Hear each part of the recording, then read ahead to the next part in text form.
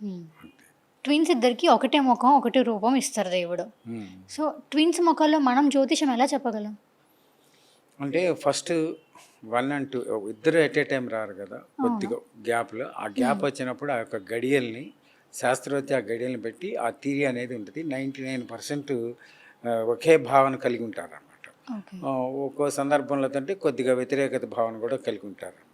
మొదట పుట్టినప్పుడు ఏమిటంటే కలినీళ్ళు చల్లుతారు. ఈ కలిమాయలోకి ప్రపంచంలోకి వచ్చేప్పుడు.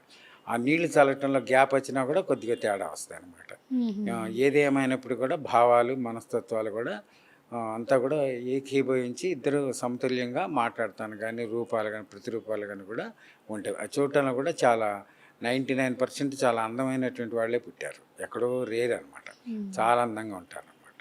కమల పిల్లలు బాగుంటారు. ఇప్పుడు ట్విన్స్ పూర్వకాలం ఎక్కువగా పుట్టేవాళ్ళు. ఇప్పుడు తగ్గిపోయింది.